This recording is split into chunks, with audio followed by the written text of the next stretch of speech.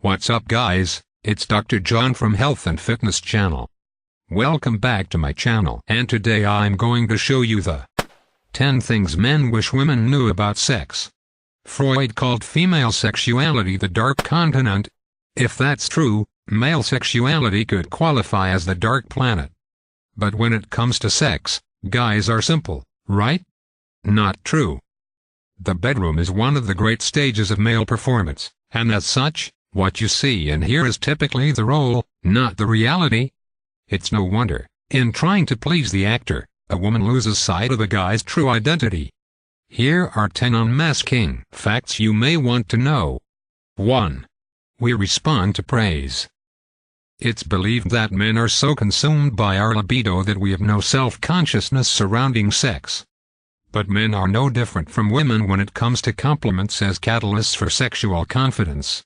This praise can be delivered before reaching the bedroom. Give us the once-over and tell us how buff we look, and after give us the once-over and tell us how buff we look naked.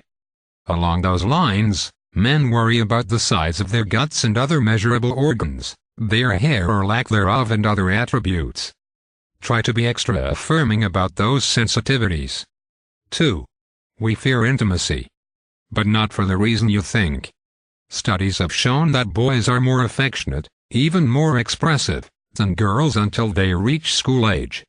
At that time, social repression begins off words, thoughts, feelings and our desire for human connection goes underground.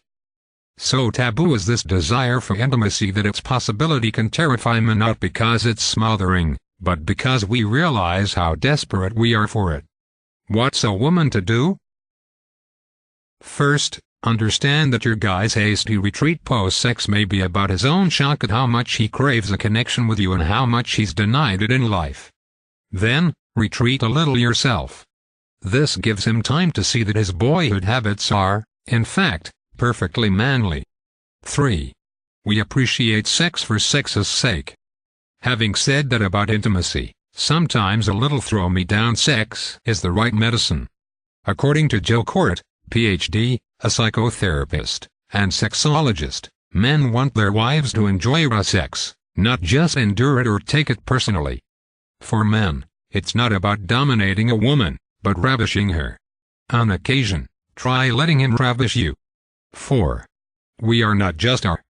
The penis gets all the press, but men have many erogenous zones, says psychologist Melody Schaefer, SID. Men tend not to correct women because they are afraid women will shut down and not touch them at all. But there are many places a woman should touch, like the chest, the inner thighs and face. 2 other key areas. Gently gripping a man's testicles can be a real turn-on, as it blends control with the release. Also, stimulating the perineum, the area between the scrotum and anus, will heighten pleasure during oral sex. 5. We encourage fantasies. Men want to share their fantasies but worry their wives will shame or judge them, says Dr. Court. Similarly, Dr. Schaefer reports that men wish women would reveal their imaginings. Want to open yourself to these possibilities? Try making a game of it. First, and most important, promise not to judge the other. Then, privately write out scenarios that have tantalized you and place them in a box. When you are next intimate, pull one out. If you are both comfortable, give it a shot. If not, Dr. Court recommends asking the author a key question: what about this fantasy do you like?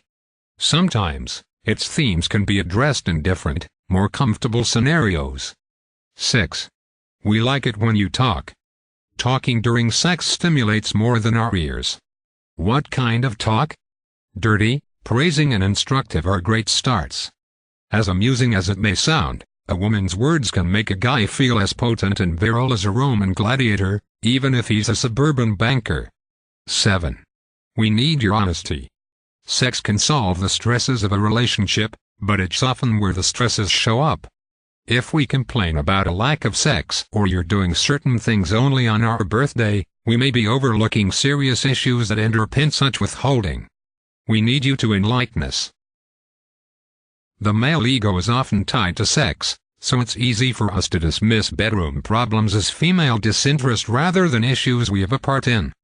Avoiding these problems, however, only perpetuates your feeling unseen and our frustration. 8. We enjoy the dance. Men like a good quest. Unfortunately, these days, there are so few. But romance earns that distinction. Allow us to court you. Make us deserve your desire. Dr. Court makes an additional point: emotional intimacy is about closeness, but sustaining sexual desire demands a certain amount of distance. How do couples strike this tricky balance? By allowing each partner to have what he calls separate sexuality, a sexual life that doesn't include, but doesn't betray, the other. For him, that might mean allowing his wife to use toys or letting other men look at her. For her, it might be permitting him to watch pornography in order to experience a fantasy. Such indulgences help maintain the balance of desire and devotion for both parties. 9. We can explain pornography.